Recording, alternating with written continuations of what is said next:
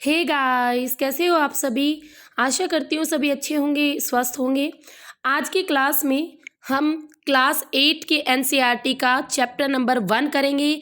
इससे पहले आप क्लास 7 के एनसीईआरटी कंप्लीटली पढ़ चुके हो।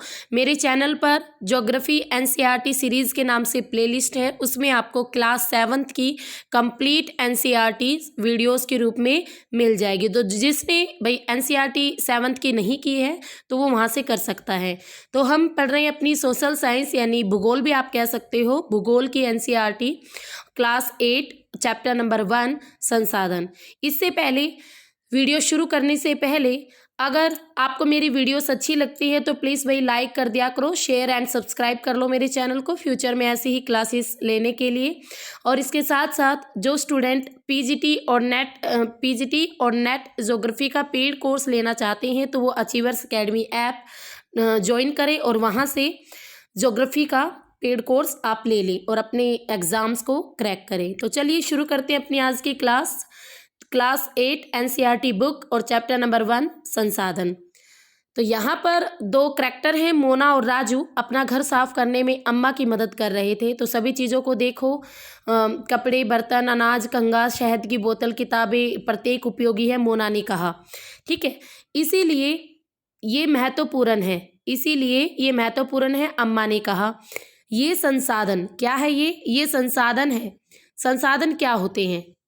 अम्मा ने कहा कि भाई हर एक चीज़ महत्वपूर्ण है और ये संसाधन है। अम्मा से राजू ने प्रश्न पूछा कि संसाधन क्या है? अम्मा ने बताया, प्रत्येक वस्तु जिसका उपयोग आवश्यकताओं को यानी हमारी नीड्स को पूरा करने के लिए किया जा सकता है वह संसाधन है। तो प्रत्येक वो वस्तु जिसका उपयोग हम अपनी नीड्स को पूरा करने के लिए करेंगे, हम उसे यूज़ में लाएंगे, अपनी आवश्यकताओं को पूरा करने के लिए करेंगे, तो वो क्या है? एक संसाधन है। अपने चारों तरफ देखिए और निरीक्षण कीजिए। आप संसाधनों के विविध प्रकारों को पहचानने में सक्षम होंगे। आप प्यास लगने पर जो जल पीते हैं, आप अपने घर में जिस विद्युत का उपयोग करते हैं, स्कूल से घर पहुंचने के लिए जो आपने रिक्शा यूज़ की है, आप जो बुक्स यूज़ कर रहे हो पढ़ने के लिए, ये सभी क्या है? ये सभी संसाधन है। यानी प्रत्येक वो वस्तु जिसे हम यूज़ कर रहे हैं अपने दैनिक जीवन में, अपनी आवश्यकताएं पूरी कर रहे हैं, तो वो सभी क्या है? रिसोर्सिस हैं, संसाधन है। आपके पिता ने आपके लिए नाश्ता तैयार किया है, उन्होंने जिन ताज़ी सब्जियों का यूज़ किया वो भी क्या है? वो भी एक संसाधन है, क्योंकि हम उन्हें यूज़ कर रहे हैं ना। तो जल, विद्युत, रिक्शा, सब्जियां, पाठ्य पुस्तक, सभी में कुछ एक जैसा क्या है? उनमें से सभी वस्तुओं का उपयोग आपके द्वारा किया गया है, इसलिए वे सभी क्या हैं? उपयोगी हैं। क्योंकि जितनी भी वस्तुएं हैं, जो भी हमारे काम की वस्तु, उनका हम यूज़ करते हैं, उनकी हमें आवश्यकता पड़ती है। तो एक वस्तु और पदार्थ की उपयोगिता या प्रयोज्यता उसे एक संसाधन बनाती है। मीन्स एक वस्तु है जो बेकार सी पड़ी है, तो जो बेकार सी पड़ी है आपके लिए बेकार है पर किसी अन्य के लिए यूजफुल हो सकती है। बट एक वस्तु जो किसी के लिए भी यूजफुल नहीं है तो वो तो आपकी संसाधन नहीं होगी। बट जो वस्तु आपके लिए यूजफुल है किसी अन्य के लिए यूजफुल हो सकती है। तो इस प्रकार की जितनी भी वस्तुएं होती हैं, जितने भी पदार्थ होते हैं, उनकी उपयोगिता के आधार पर उन्हें रिसोर्सेज कहते हैं, संसाधन कहते हैं। अब राजू अब जानना चाहता था कि कोई भी वस्तु संसाधन कैसे बनती है। अम्मा ने बच्चों को बताया कि वस्तुएं उस समय संसाधन बनती है जब उनका कोई मूल्य होता है।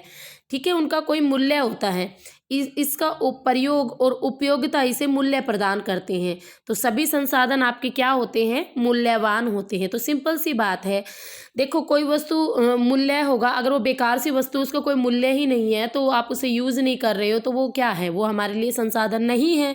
पर एक वस्तु जिसका प्रयोग आप बहुत ज़्यादा करते हो, आप एक टीचर हो, मार्कर की आपके लिए क्या अहमियत है? ठीक है, बट एक वैसा अनपढ़ व्यक्ति है, उसके लिए मार्कर यूजफुल नहीं है, बट आपके लिए तो है ना। तो वो मार्कर आपके लिए क्या है? एक संसाधन है। ठीक है, तो सभी संसाधन मूल्यवान होते हैं। यहाँ पर मूल्य है, तो मूल्य का अर्थ महत्व होता है कि कितनी महत्वपूर्ण है। प्राइस की बात नहीं हो रही यहाँ पर। कुछ संसाधनों का आर्थिक मूल्य होता है, कुछ संसाधनों का आर्थिक मूल्य नहीं होता। उदाहरण धातुओं का आर्थिक मूल्य होता है। जो भी आपकी धातुएं होती है जैसे सोना चांदी इस तरीके की, तो इनका आर्थिक मूल्य होता है। लेकिन एक मनोरम भूदृश्य का आर्थिक मूल्य नहीं होते। आप एक प्राकृतिक दृश्य देख रहे हो, आप जंगल में हो,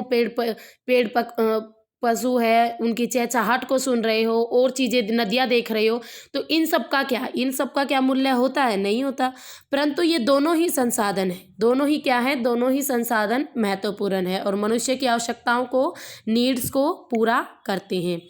कुछ संसाधन समय के साथ आर्थिक रूप से मूल्यवान हो सकते हैं। जैसे आपकी दादी के घरेलू नुस्खों का आज भी कोई वाणिज्यिक मूल्य नहीं है। जैसे अगर आपकी दादी के नुस्खों की बात करें तो उसको आज भी आप उसकी तुलना नहीं की जा सकती किसी अन्य के नुस्खों से। लेकिन यदि वे पेटेंट करने के उपरांत मेडिकल फर्म द्वारा बेचे जाते हैं तो वो आर्थिक रूप से मूल्यवान हो जाते हैं। कोई भी वस्तु है, आपने उसे पेटेंट करा लिया, पेटेंट मीन्स सरकारी तौर पर आपको मान्यता मिल गई कि आप भाई इसको ऐसे यूज कर सकते हो, ऐसे बेच सकते हो, तो पेटेंट करने के बाद वो चीज़ पर आपका अधिकार हो जाता है। फिर मेडिकल फर्म द्वारा वो बेचे जाते हैं और तब वे आर्थिक रूप से भी मूल्यवान हो जाते हैं। तो इस तरीके से सारी चीज़ें मूल्यवान होती हैं, सभी प्रकार के संसाधन। अब इसमें देखो यहाँ पे कुछ आपके पेटेंट के बारे में बताया हुआ है। तो क्या होता है पेटेंट? इसका तात्पर्य किसी विचार या आविष्कार पर एकमात्र अधिकार से। तो मैंने अभी अभी आपको बताया कि पेटेंट क्या होता है भाई, कि आपको पूरा अधिकार मिल जाता है अपने प्रोडक्ट पर, आप उसे कैसे ही बेच सकते हो। ठीक है, तो ये पेटेंट था। अब इसमें नेक्स्ट आता है, आगे देखते हैं। संसाधन के अंदर रिसोर्सेज पढ़ रहे हैं। तो एक बात मैं आपको बताना चाहूँगी, आप रीट दे रहे हो, आप सीटेट दे रहे हो, आप पीआरटी लेवल का कोई भी एग्ज़ाम दे रहे हो, ठीक है। उसके अलावा टीजीटी ज्योग्राफी के लिए तो मोस्ट इम्पोर्टेंट है ही, बाकी इन सभी एग्ज़ाम्स के लिए भी ये मोस्ट इम्पोर्टेंट है। तो ध्यान से पढ़ना इस चैप्टर को, क्योंकि आपके रीट में भी रिसोर्सेज से बहुत क्वेश्चन आते हैं। समय और प्रौद्योगिकी दो महत्वपूर्ण कारक हैं जो पदार्थों को संसाधन में परिवर्तित कर देते हैं।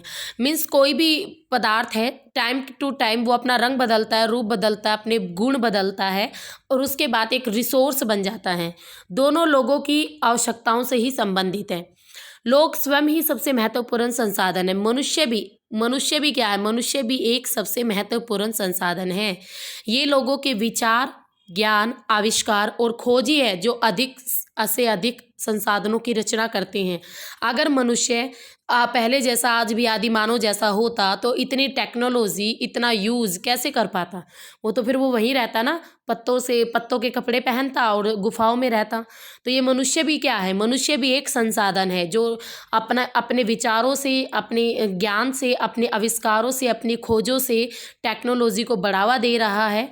डे बाय डे आप देख रहे हो। प्रत्येक खोज और आविष्कार से बहुत से अन्य खोज और आविष्कार भी होते हैं। आग की खोज से खाना, जैसे आग का आविष्कार हुआ। आग का देखो कब हुआ? आदि मानव के टाइम से आग जलती आ रही थी। आग के खोज से, उससे पहले जब तक आग नहीं आती थी तो आदि मानव क्या करता था? कच्चा खाना खाता था ना, कच्चा खाता था। जैसे ही आग आ गई तो वो खाने को पकाने लग गया। अब ये खाने पकाने की पद्धति और इसके साथ साथ खाना पकाना सीखा तो उसको टेस्ट आया पके हुए खाने में ज़्यादा कच्चे खाने से अपेक्षा। तो इसी तरीके से न्यू टेक्नोलॉजी मनुष्य के माइंड में फिर आती चली गई। फिर उसने बहुत सारी चीज़ें की, जैसे भाई पहिए का आविष्कार हो गया। पहिए का आविष्कार हो गया तो परिवहन की आपकी विधियों का विकास हुआ, डेवलपमेंट हुआ ट्रांसपोर्ट में। जल से बिजली बनाने की टेक्नोलॉजी आई तो बहते जल से ऊर्जा प्राप्त करके उसे एक संसाधन बना दिया। पहले जल सिर्फ ऐसे ही बह रहा था, ठीक है। फिर उसके बाद जल का क्या, एक महत्वपूर्ण संसाधन के रूप में यूज़ होने लग गया। समझ रहे हो ना? तो मीन्स जो चीज़ हमारे लिए यूजफुल हो जाती है ना, जो हमारे लिए हमारी आवश्यकता बन जाती है, जो यूजफुल हो जाती है, वही एक संसाधन बन जाती है, ठीक है। तो नेक्स्ट आता है आपका टाइप ऑफ रिसोर्सेज, यानी संसाधनों की प्रकार। सामान्यतः संसाधनों को प्राकृतिक, मानव निर्मित और मानव में वर्गीकृत किया जाता है। यानी आपके नेचुरल और मैन मेड और मैन, इन तीनों में ही डिवाइड किया जाता है रिसोर्सेज को। तो सबसे पहले आता है आपका प्राकृतिक संसाधन, जिसे हम कहते हैं नेचुरल रिसोर्सेज। जो संसाधन प्रकृति से प्राप्त होते हैं, यानी नेचर से प्राप्त होते हैं और अधिक संशोधन के बिना उपयोग में लाए जाते हैं। यानी हमें नेचर से कोई पदार्थ प्राप्त हुआ और हमने उसमें ज़्यादा छेड़छाड़ नहीं की, सीधे तौर पर हमने उसका यूज़ कर लिया। तो इन्होंने लिखा ना अधिक संशोधन के बिना, कि ना तो आपने उसमें कुछ डाला ना ही उसमें से कुछ निकाला और सीधे तौर पर आपने यूज़ किया, तो उसे कहते हैं प्राकृतिक संसाधन। वायु, वायु क्या है? वायु भी एक संसाधन है जिसे हम सांस लेते हैं, जिससे देखो ऑक्सीजन हम लेते हैं, कार्बन डाइऑक्साइड छोड़ते हैं। बिना ऑक्सीजन के तो हम जी ही नहीं सकते ना। हमारी नदियाँ जो हमें जल देती हैं, उसके अलावा बहुत कुछ खनिज पदार्थ भी मिलते हैं नदियों में। और झीलों का पानी हो गया, मिट्टी हो गई, मिट्टी के बिना तो कृषि एग्रीकल्चर संभव ही नहीं है। खनिज हो गई, डिफरेंट टाइप ऑफ मिनरल्स जो आपकी ज़मीन के अंदर भी मिलते हैं, ज़मीन के ऊपर भी पाए जाते हैं। तो ये सभी क्या है? ये सभी आपके नेचुरल रिसोर्सेज हैं, प्राकृतिक संसाधन हैं। और इन संसाधनों में से बहुत से हमारे नेचर द्वारा दिए गए हमें निःशुल्क उपहार हैं। कोई हमें नेचर ने प्राइज़ नहीं लिया और हमें वरदान में दिए हैं और सीधे ही हम इन्हें उपयोग में भी लाते हैं। कुछ परिस्थितियों में प्राकृतिक संसाधनों का सबसे अच्छी तरह उपयोग करने के लिए औजार और टेक्निक की आवश्यकता हो सकती है। ठीक है, कुछ परिस्थितियों में, जैसे मैं आपको एग्जांपल देना चाहूँगी जल विद्युत का। जल नेचर ने हमें दिया है, उससे बिजली ये क्या कैसे बनी? ये टेक्नोलॉजी यूज़ की हमने, जल में अपने टरबाइन वगैरह लगा के नई ऊर्जा प्राप्त की, जिसे जल विद्युत ऊर्जा कहते हैं, जिसे हमें बिजली बनाई। ठीक है, तो इस तरीके से तो औजार और टेक्नोलॉजी का यूज़ करके हम प्राकृतिक संसाधनों का और अधिक अच्छी तरीके से यूज कर सकते हैं। प्राकृतिक संसाधनों को विस्तृत रूप से नवीकरणीय और अनवीकरणीय संसाधनों में विभाजित किया जाता है। अभी सीखेंगे ये क्या होते हैं नवीकरणीय अनवीकरणीय। तो दोनों में डिवाइड किया जाता है नेचुरल रिसोर्सेज को। तो सबसे पहले आता है नवीकरणीय संसाधन। देखो नवीकरणीय यानी दोबारा दोबारा नया, नवीन। अगर इस वर्ड को समझोगे ना, दोबारा दोबारा नवीन, तो वे संसाधन है जो शीघ्रता से नवीकृत या पुनःपूरित हो जाते हैं। मीन्स जिनको आप एक बार यूज करके दोबारा फिर से यूज कर सकते हो। नवीकरणीय जो खत्म नहीं होंगे, इनको क्या बोलते हैं? नवीकरणीय संसाधनों को असमाप्य संसाधन भी कहते हैं। कभी भी समाप्त ना होने वाले संसाधन, असमाप्य, कभी भी समाप्त नहीं होंगे। तो इन पर मानवीय क्रियाओं का कोई प्रभाव नहीं होता। जैसे सूर्य ऊर्जा है, पवन ऊर्जा है, आप देखते हो सौर ऊर्जा, पवन ऊर्जा, तो ये ऐसे ही आपके नवीकरणीय संसाधन हैं जिन्हें आप दोबारा दोबारा यूज कर सकते हो, जो ख़त्म नहीं हो सकते। लेकिन फिर भी कुछ नवीकरणीय संसाधन जैसे आपका जल है, मिट्टी है, वन, अगर लापरवाही से इनका यूज़ किए गया तो इनके भंडार जो है वो प्रभावित हो सकते हैं। मीन्स जैसे भाई आपका मिट्टी है, मिट्टी को आप लापरवाही से यूज़ करोगे तो वो मिट्टी का प्रदूषित हो जाएगी, अपरदित हो जाएगी, फिर उसकी उपजाऊ क्षमता खत्म हो जाएगी। जैसे पानी है, पानी को आप ऐसे ही बर्बाद करोगे तो अब तो आप खुद ही समझदार हो, आपको सबको पता है पानी कितना यूज़फुल है सबके लिए। वन है, अगर आप वन ऐसे ही काटे जाएंगे तो इसके लिए ये नेचर के लिए भी खतरनाक और हम सब के लिए भी, हमारे इन्वायरमेंट के लिए भी। तो जल असीमित नवीकरणीय संसाधन होता है, असीमित। फिर भी जल की कमी और प्राकृतिक जल स्रोतों का सूखना आज विश्व के बहुत बड़े भागों में एक बहुत बड़ी समस्या है। कि भाई हाँ, मानते हैं ये नवीकरणीय संसाधन है, बट अगर हम इनका यूज अच्छे तरीके से नहीं करेंगे तो ये भविष्य में ये चीज़ें हमें दोबारा से नहीं मिलेंगी। ठीक है, तो हमें देख समझ कर ही अच्छे तरीके से इनका यूज़ करना चाहिए। नेक्स्ट आते हैं आपके अनवीकरणीय संसाधन। तो अनवीकरणीय संसाधन वे संसाधन होते हैं जो जिनके भंडार सीमित है, एक बार अगर आपने यूज कर लिया तो उसको दोबारा बनने में हजारों करोड़ों वर्ष लग जाते हैं। इस प्रकार के संसाधनों को अनवीकरणीय संसाधन कहते हैं।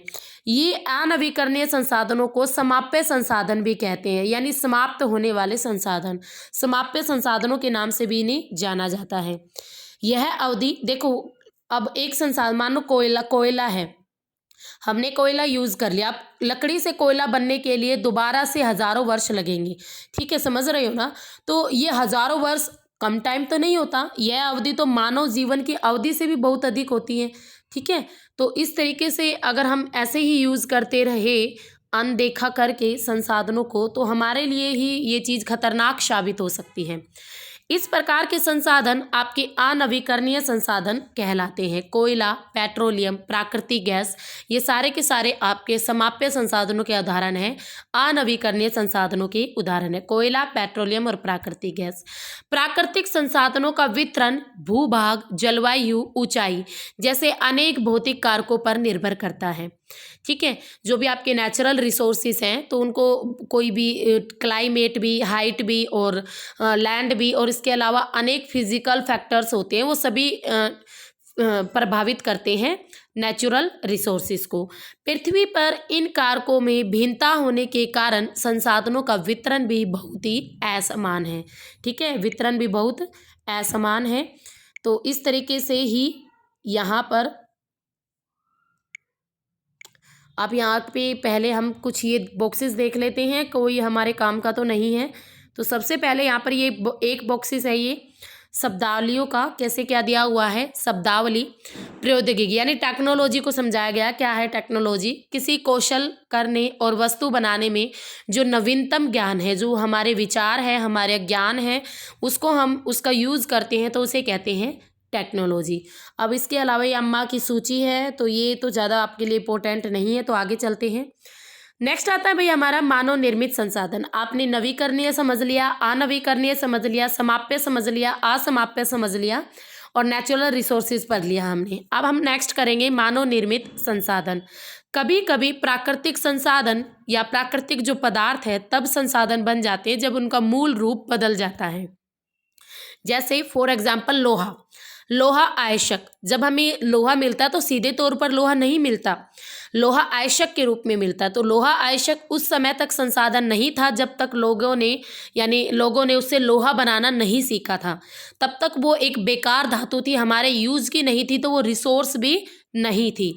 जैसे ही लोहे आयशक से मनुष्य ने लोहा बनाना सीखा तो उसके बाद से ही वो क्या बन गया, एक यूजफुल रिसोर्स बन गया और हमारे औद्योगिक विकास की धुरी बन गया, यानी रीढ़ की हड्डी बन गया हमारे इंडस्ट्रीज एरिया के लिए लोहा।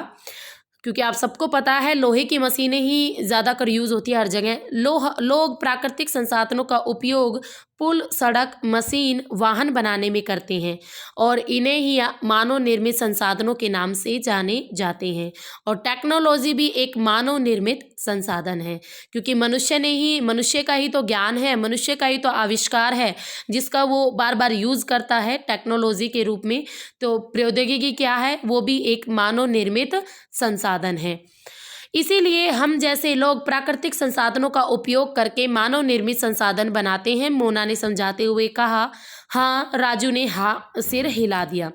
नेक्स्ट आता है मानव संसाधन। लोग और अधिक संसाधन बनाने के लिए नेचर का सबसे अच्छा उपयोग तभी कर सकते हैं जब उनके पास ऐसे करने का ज्ञान होगा, कौशल होगा। ठीक है, जब व्यक्तियों के पास ऐसा करने का ज्ञान होगा, कौशल होगा और उसके साथ साथ उनके पास और क्या होना चाहिए भाई, टेक्नोलॉजी। क्या होना चाहिए, टेक्नोलॉजी। अगर कोई पदार्थ है आपके नॉन में नहीं है, आप उसके बारे में जानते नहीं हो, आपके पास टेक्नोलॉजी नहीं है, तो आपके लिए वो केवल एक पत्थर है, बेकार पत्थर। जब आपको उसके बारे में ज्ञान होगा तभी तो आप उसका यूज़ करोगे। तो इसलिए मनुष्य एक विशिष्ट प्रकार का संसाधन है और अतः लोग मानव संसाधन है। शिक्षा और स्वास्थ्य लोगों को बहुमूल्य संसाधन बनाने में मदद करते हैं, यानी एजुकेशन और हेल्थ ये दोनों ही एक व्यक्ति को बहुमूल्य संसाधन बनाती है। जब तक एजुकेटेड नहीं होगा तब तक भाई ये लगा लो आप आधा जीवन व्यर्थ है व्यक्ति का। अधिक संसाधनों के निर्माण में समर्थ होने के लिए लोगों के कौशल में सुधार करना मानव संसाधन विकास कहलाता है। तो क्या होता है मानव विकास संसाधन? अधिक संसाधनों के निर्माण में व्यक्ति को यूज़फुल बनाने के लिए उसके जो स्किल्स हैं उस स्किल्स में सुधार करना, उस स्किल्स को निखारना। कि एक देखो, एक व्यक्ति है उसको टीचिंग आती है बट वो और थोड़ी बहुत छोटी मोटी गड़बड़ी करता है, तो उसको प्रैक्टिस के द्वारा या उसकी टीचिंग बार बार करवा के, तो इस तरीके से उसके कौशल्स में क्या आ जाएगा, उसके स्किल्स में इम्प्रूवमेंट आ जाएगी और उसके बाद क्या बनेगा, वो एक मानव संसाधन विकास के रूप में उभर कर सामने आएगा। तो समझ गए, ये था भाई मानव विकास संसाधन। अब यहाँ पर शब्दावलियाँ हैं कुछ, इनको भी साथ के साथ देख लो। तो संसाधन का भंडार यह उपयोग के लिए संसाधन की उपलब्ध मात्रा है। संसाधन का भंडार किसे कहते हैं, मीन्स भंडार क्या होता है। तो पहले पुराने टाइप पे लोग भंडार घर भी बोलते थे कि भाई ये भंडार घर है, यानी भंडार कमरा है। इसमें क्या रखते थे, एक्स्ट्रा सामान रखते थे, किचन का एक्स्ट्रा सामान और भी चीज़ें। तो उसी तरीके से आपकी जो संसाधनों की जहाँ पर उपलब्ध मात्रा होती है उसे कहते हैं भंडार। तो आओ कुछ करके सीखे, ये कुछ नहीं, आओ कुछ करके सीखे। क्या आप जानते हो, हाँ जी, ये वाला देखते हैं हम। क्या आप जानते हो, मानव संसाधन से तात्पर्य लोगों की संख्या, उनकी योग्यता, चाहे वो मानसिक हो चाहे शारीरिक हो। यद्यपि मानव को संसाधन बनाने के संदर्भ में लोगों में मतभेद है, इतना होते हुए भी इस तथ्य से इनकार नहीं किया जा सकता है कि मूल्यतः मनुष्य की कुशलताएं ही भौतिक पदार्थों को मूल्यवान और संसाधन बनाने में सहायता करती है। जब तक एक मनुष्य के अंदर कोई स्किल नहीं होगी तब तक वो एक संसाधन नहीं होगा। अगर एक व्यक्ति है, उसने अपने जीवन में कुछ नहीं किया, ऐसे ही अपना जीवन निकाल दिया, तो वो कोई संसाधन नहीं होगा, ठीक है, क्योंकि उसने तो अपना जीवन व्यर्थ गवा दिया ना। अब इसमें आगे आता है संसाधन संरक्षण। संसाधन संरक्षण, तो यहाँ पर वही आप आपस में बात दी गई है, तो अब इन बातों को हम स्किप करते हैं क्योंकि टाइम वेस्ट है, ज़्यादा कुछ नहीं है। देखो, संसाधनों का सतर्कता पूर्वक उपयोग करना, यानी सावधानी पूर्वक रिसोर्सेज का यूज करना और उन्हें नवीकरण के लिए समय देना, यानी वो दोबारा डेवलप हो सके, इस चीज़ के लिए भी उन्हें टाइम देना, तो यही कहलाता है आपका संसाधन संरक्षण। ठीक है, समझ गए। संसाधन संरक्षण संसाधनों का सावधानी पूर्वक यूज करना और उन्हें नवीनीकरण के लिए टाइम देना संसाधन संरक्षण कहलाता है। संसाधनों का उपयोग करने की आवश्यकता और भविष्य के लिए उनके संरक्षण में संतुलन बनाए रखना सतत पोषणीय विकास कहलाता है। तो संसाधनों का जो उपयोग करने की जो नीड्स हैं और फ्यूचर में उनके संरक्षण में संतुलन बनाए रखना, यही आपका सतत पोषणीय विकास कहलाता है। संसाधनों के संरक्षण के अनेक तरीके हैं। प्रत्येक व्यक्ति जो उपभोग को कम करके वस्तुओं के पुण्य चक्रण और उनके पुण्य उपयोग द्वारा योगदान दे सकता है, वह भी एक विभिन्नता बनाता है। पुण्य चक्रण क्या, यानी रिसाइकल। आप रिसाइकल वर्ड मैंने बोल दिया, अब आप समझ चुके होंगे कि कैसे हम चीज़ों को रिसाइकल करें, उनका दोबारा यूज करें। अगर हम एक चीज़ को एक से ज़्यादा बार एक बार यूज़ करके फेंक रहे हैं, या हम उस चीज़ को 2-3 बार अलग अलग तरीक़ों से यूज़ कर रहे हैं, तो ये चीज़ होती है, इसी प्रोसेस को कहते हैं रिसाइकल। ठीक है, तो सभी जीवन एक दूसरे से जुड़े हैं।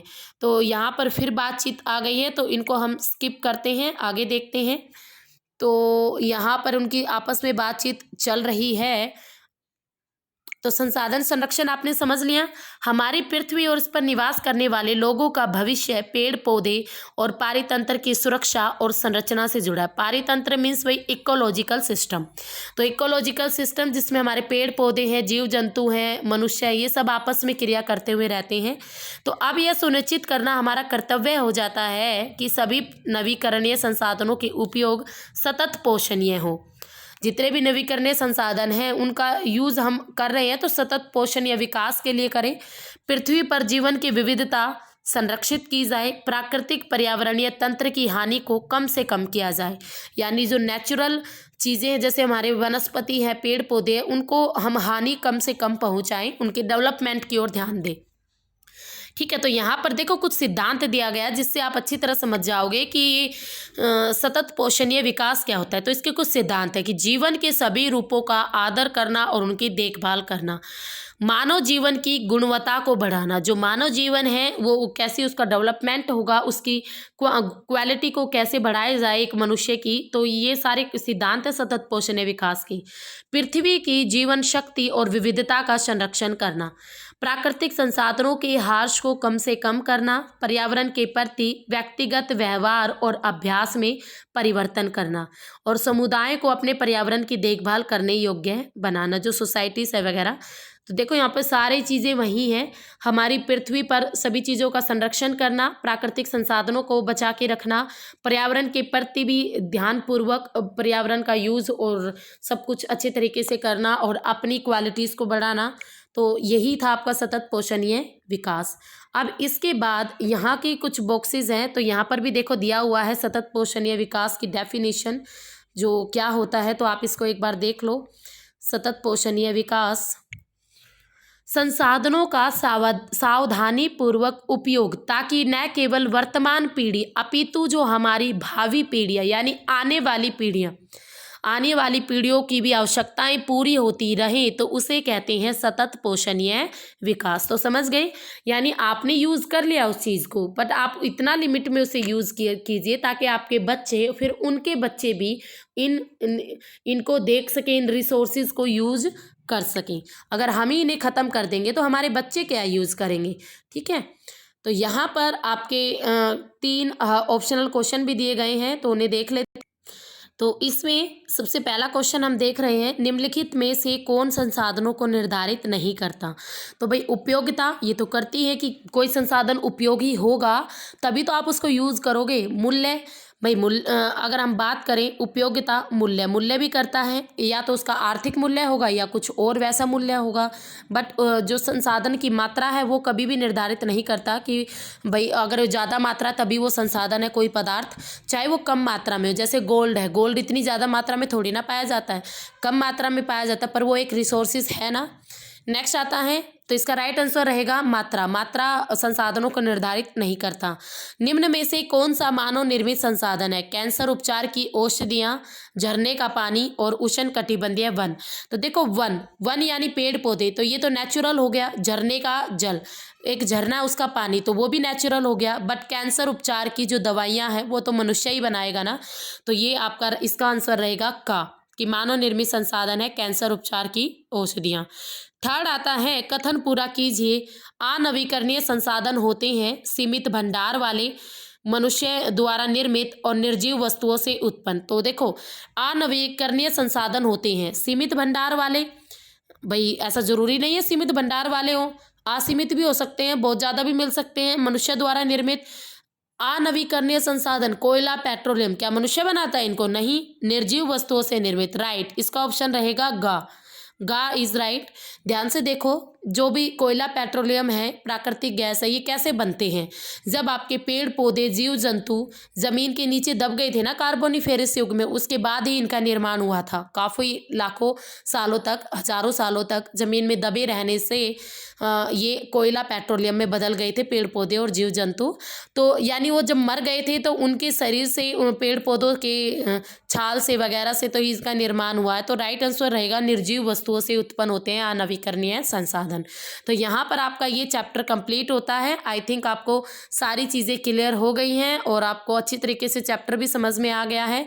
तो ये था भाई हमारा संसाधन, और कमेंट करना आपको कैसी लगी आज की वीडियो, और इसके साथ साथ एक लाइक शेयर कर दिया करो भाई, अपने एजुकेशन ग्रुप में भी शेयर किया करो वीडियो को, ताकि सब्सक्रिप्शन बढ़े, और सब्सक्राइब करने वाले ज़्यादा होंगे तभी वीडियो बनाने में मज़ा आता है। और इसके साथ साथ पीजीटी और आपका नेट ज्योग्राफी का पेड कोर्स मत भूलना। जो स्टूडेंट इच्छुक है वो पहले ही ले लो, क्योंकि अब आगे HTET आने वाला है।